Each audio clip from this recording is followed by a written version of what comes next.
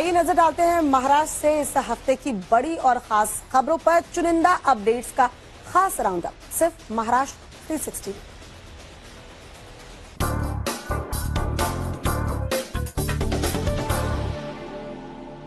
महाराष्ट्र में इस हफ्ते विकास और जनहित से जुड़े कई बड़े फैसले सामने आए हैं। हाउसिंग और नागरिक सुविधाओं से लेकर हेल्थ केयर, पानी और शहरी विकास तक कई प्रोजेक्ट्स को नई रफ्तार मिली।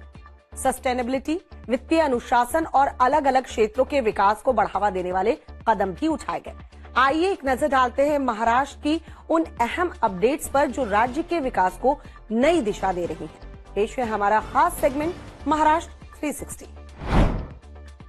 पुणे में इंफ्रास्ट्रक्चर, हेल्थ केयर और नागरिक सुविधाओं को लेकर कई बड़े प्रोजेक्ट। मुख्यमंत्री देवेंद्र फडणवीस ने शहर में कई सार्वजनिक परियोजनाओं का उद्घाटन और समीक्षा की। इस दौरान डिप्टी सीएम और पुणे की प्रभारी मंत्री सुनेत्रा पवार भी कई अहम कार्यक्रमों में मौजूद रही। मुख्यमंत्री और डिप्टी सीएम ने नगर निगम की जमीन पर पब्लिक प्राइवेट पार्टनरशिप मॉडल के तहत बने पुणे के पहले कैंसर हॉस्पिटल का उद्घाटन किया। इसका मकसद लोगों को सस्ती और आसानी से उपलब्ध बेहतर हेल्थ केयर सुविधा देना है। महाराष्ट्रामध्ये मोठ्या प्रमाणात कॅन्सर ग्रीड ही तयार करण्याचा प्रयत्न राज्य सरकारच्या वतीनं सुरू आहे। या कॅन्सर ग्रीडच्या माध्यमातून प्रत्येक व्यक्तीला वेळेत कॅन्सरवरचा आधुनिक आणि दर्जेदार उपचार मिळाला पाहिजे आणि तो परवडणारा किंवा मोफत मिळाला पाहिजे असा प्रयत्न आपण करतो। या प्रयत्नांमध्ये हे हॉस्पिटल एक अत्यंत महत्वाचं कार्य करेल। एक अन्य कार्यक्रम में मुख्यमंत्री ने जेम रोड स्थित संभाजी महाराज पार्क में छत्रपति संभाजी महाराज की 10 फीट ऊंची कांस्य प्रतिमा का अनावरण किया। इसे ऐतिहासिक विरासत और सांस्कृतिक पहचान को सहेजने की दिशा में बड़ी कोशिश माना जा रहा है। सतारा में महाराष्ट्र की ग्रामीण हाउसिंग और कल्याण योजनाओं को बढ़ावा मिला है।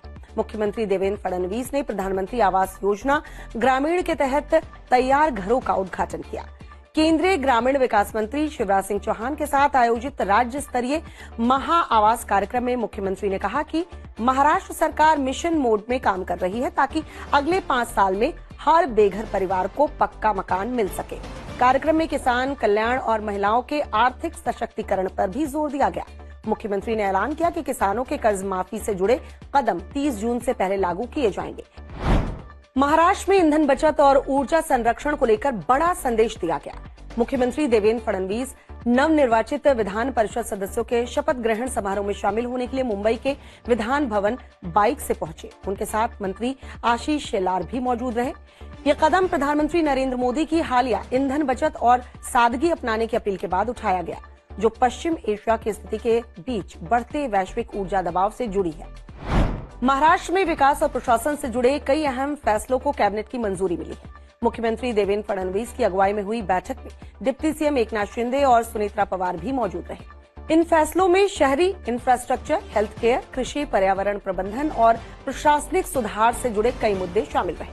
कैबिनेट ने मुला मुठा नदी पुनर्जीवन प्रोजेक्ट से जुड़े जमीन हस्तांतरण, चैरिटेबल मेडिकल संस्थानों के लिए रियायत, मृदा संरक्षण विभाग में बदलाव और किसानों से जुड़े सहायता उपायों को मंजूरी दी। साथ ही सामाजिक न्याय से जुड़े कुछ अहम प्रशासनिक फैसले भी लिए गए।